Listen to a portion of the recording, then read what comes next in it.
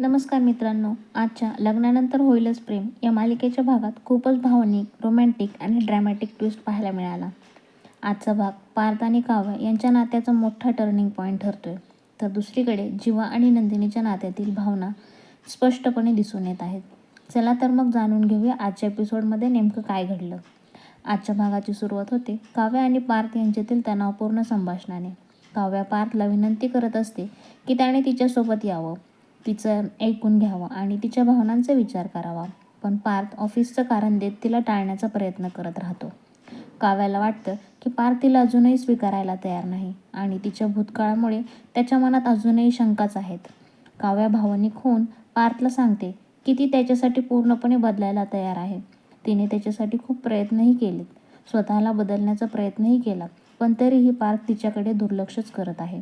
काव्या सांगते की तिला त्याच्यासोबत राहायचं आहे, त्याच्या चेहऱ्यावर पुन्हा हसू आणायचं आहे. पण पार्थ तिला सतत दूरच ढकलतोय. काव्या इतकी दुखावलेली असते की ती सांगते 2 दिवसांनी तिची परीक्षा आहे आणि परीक्षा देऊन ती परत येणारच नाही. हे ऐकून पार्थ आतून तुटतो, हादरतो. त्याला काव्याला गमवायचं नाही, पण तिच्या भूतकाळाची भीती त्याला सतावत असते. तो स्वतःशीच विचार करतो की तो पुन्हा तिच्यात गुंतला तर त्याला पुन्हा त्रास होईल. दुसऱ्या बाजूला जीवा आणि नंदिनी लग्नाच्या कार्यक्रमात पोहोचतात. तिथे चित्रा आणि प्रीतम यांना भेटतात आणि जीवा नंदिनीची जोडी खूप सुंदर आहे अशी प्रशंसा होते. चित्रा सांगते की जीवा तिच्यासाठी आयडियल नवरा आहे आणि तिला प्रीतमनेही जीवासारखंच प्रेम करावं असं तिला वाटतं. नंदिनीला हे सगळं ऐकून खूप आनंद होतो आणि तिला जीवाबद्दल अधिक आपुलकी वाटते. जीवा नात्यांबद्दल खूप सुंदर विचार सांगतो. तो म्हणतो की नात्यामध्ये फक्त एकत्र राहणं महत्त्वाचं नाही, तर प्रेम, विश्वास आणि गैरसमज यांचं संतुलन महत्त्वाचं आहे. योग्य संवाद असेल तर नातं फुलतं आणि आयुष्य सुंदर होतं. हे शब्द नंदिनीच्या मनाला अजून खूप जास्त जाऊन भेटतात. लग्नाच्या विधी दरम्यान नंदिनीचा तोल जातो आणि जीवा तिला सावरतो. त्या क्षणी दोघांमध्ये एक वेगळीच केमिस्ट्री दिसून येते.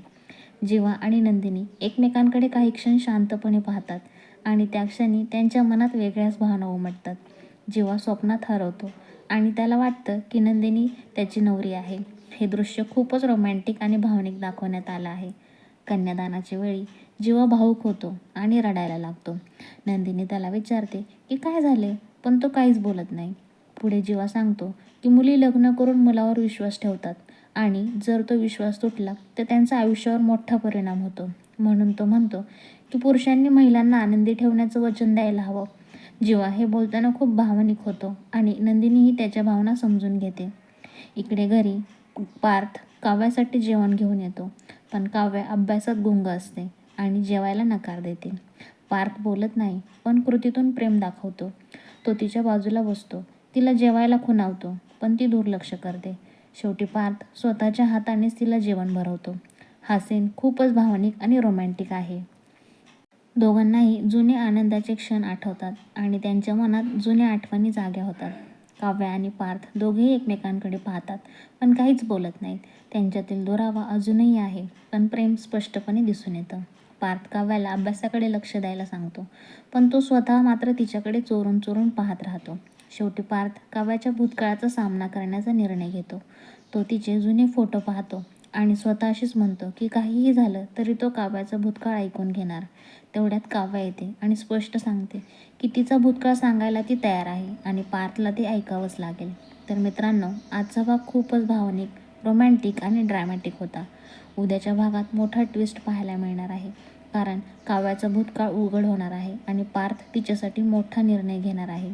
पुढचा भाग नक्की मिस करू नका, कारण खरी कथा तर आता सुरू होणार आहे. तर मंडळी, तुम्हाला आजचा भाग कसा वाटला हे कमेंट करून नक्की सांगा आणि चॅनलला सबस्क्राईब करायला विसरू नका. धन्यवाद मंडळी, भेटूया पुढच्या भागामध्ये.